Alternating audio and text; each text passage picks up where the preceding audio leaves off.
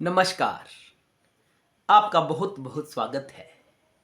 बड़ी बड़ी बातें कि आत्मा को दुख नहीं होता, यह शरीर जड़ है, इसे भी दुख नहीं होता। तो किसको दुख होता है? हमें तो दुख होता है, हमें तो सुख भी होता है, हमें दुख भी होता है।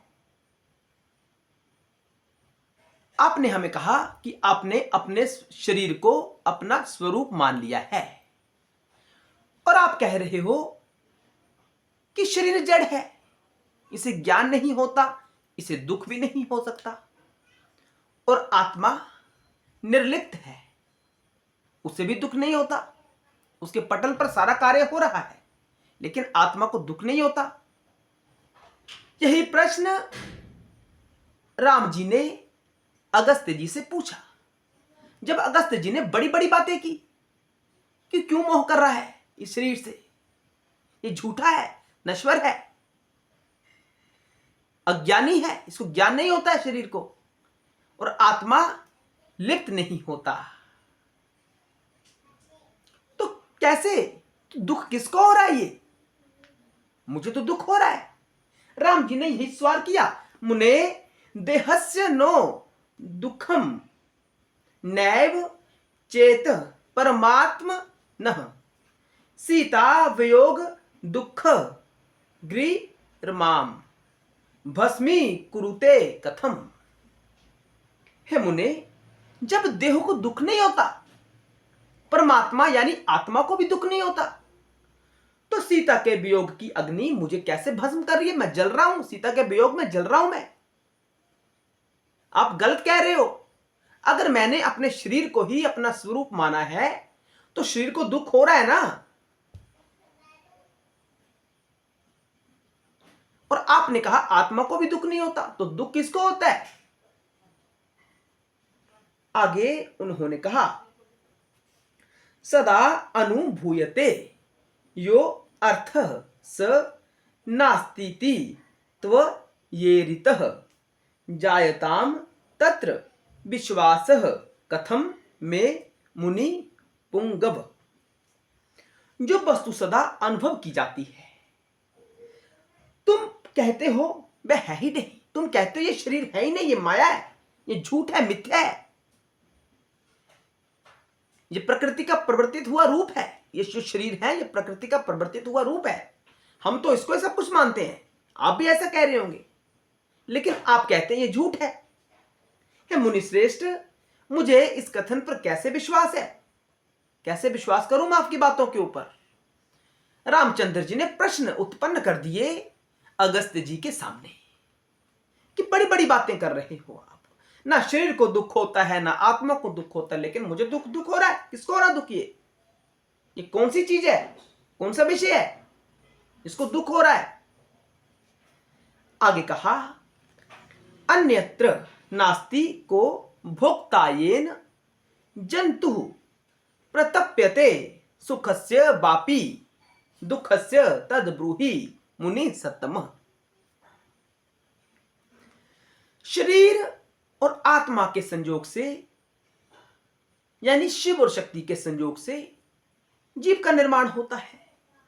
जब शरीर को दुख नहीं होता, आत्मा को दुख नहीं होता, तो जो इन दोनों के संयोग से जो विषय बन रहा है जीव, उसे भी दुख नहीं होना चाहिए।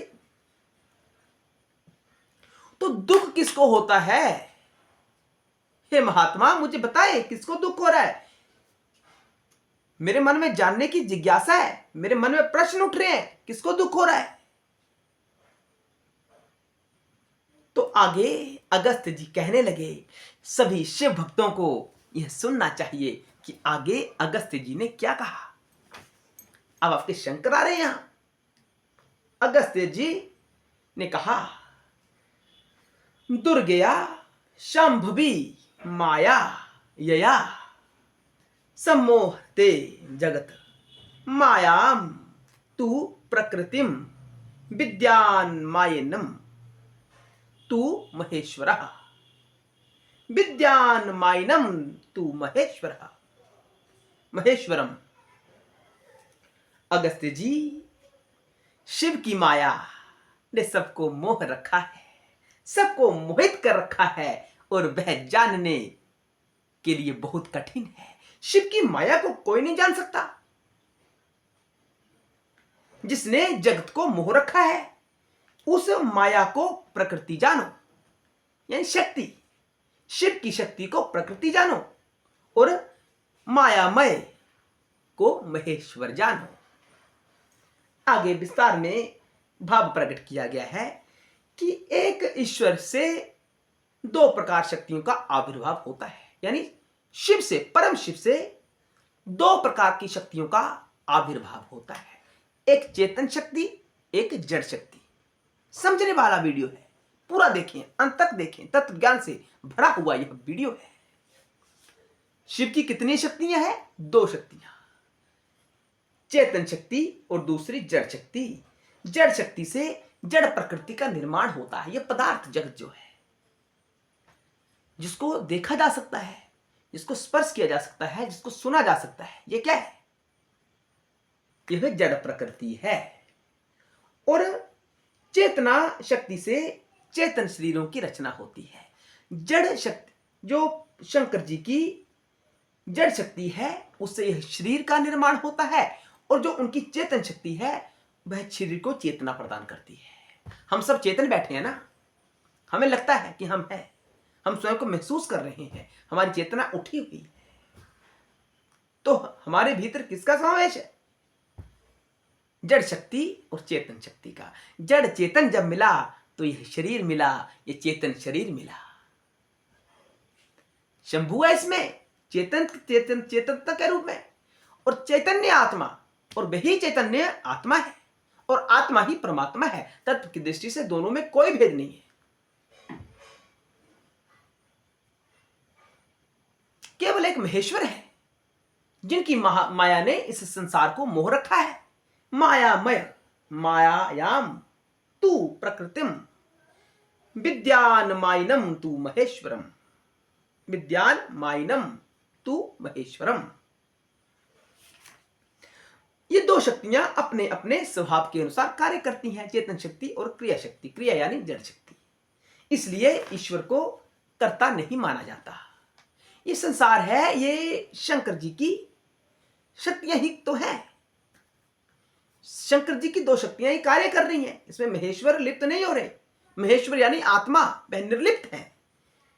इनकी दो शक्तियां काम कर रही हैं संसार में।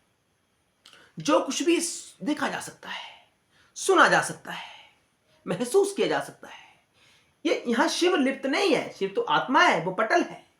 उस पटल पर शिव की दो शक्तियां नृत्य कर रही हैं, आपस में विस्तार को प्राप्त हो रही हैं। समझने का विषय है। जिस प्रकार सूर्य का स्वभाव गर्मी होता है और बर्फ का स्वभाव ठंडा होता है, चीनी का स्वभाव मीठापन होता है, ये सभी कार्य इनके स्वभाव के कारण ही हो रहा है। चेतनता का स्वभाव है चेतनता प्रदान करना और जड़ता का स्वभाव है जड़ता की काया का निर्माण करना, जड़ता से काया का निर्माण होना। ये स्वभाव है, स्वभाव से ऑटोमेटिक कार्य हो रहे हैं। इसमें शिव नहीं कर रहे कुछ भी, शिव करता नहीं है, शिव केवल दृष्टा मात्र है, क्योंकि उसी के पटल पर यह सब कुछ हो रहा है। ये जो खेल खेला जा रहा है दोनों शक्तियों के द्वारा, जड़ और चेतन शक्ति के द्वारा, ये शंकर जी के पटल पर ही तो हो रहा है।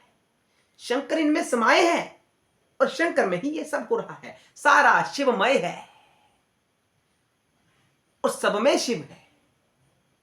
इस समझने का विषय है, गंभीरता के साथ समझें। आगे कहा गया, इसी प्रकार ईश्वर की माया शक्ति से सृष्टि में सभी क्रियाएं हो रही हैं। इसी को ईश्वर तथा महेश्वर की माया शक्ति, प्रकृति अथवा उन शक्ति का स्वभाव कहा गया है। इसलिए अगस्त्य जी कहते हैं कि दुख सुख का अनुभव ना आत्मा को होता है ना शरीर को, बल्कि उस शरीर की चेतन शक्ति जब शरीर में कार्य करके उसी को अपना स्वरूप जान लेती है तो वह सुख दुख का अनुभव करती है। सुख दुख का अनुभव कौन करता है? शिव की चेतन शक्ति।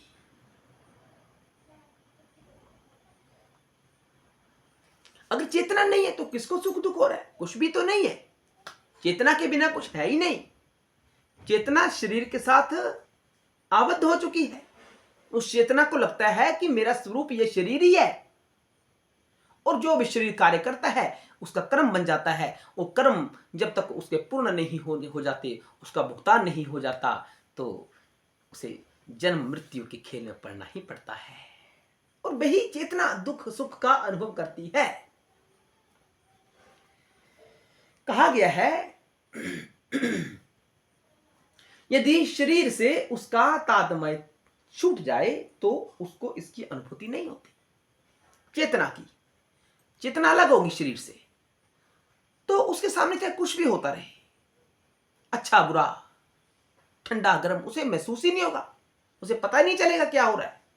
चेतना का शरीर से जुड़ाव ही दुख का कारण है। सारे तत्व खोल दिया यहां पर। आपको अगर समझ ना आ रहा हो तो कमेंट सेक्शन के माध्यम से आप पूछ सकते हैं। जब मर्जी आप कमेंट कर सकते हैं। हम प्रयास करते हैं आपके सभी प्रश्नों का उत्तर देने का। अगर आपको फिर भी ज्ञान अच्छा नहीं लग रहा, आपकी रुचि नहीं जाग रही, तो आप चैनल को छोड़ दीजिए, कहीं और कुछ भी आप देख सकते हैं। आप हमारी तरफ से स्वतंत्र हो। लेकिन अगर आपको लाभ हो रहा है, आपको ज्ञान मिल रहा है, तो जुड़े रहिए हमेशा चैनल के साथ।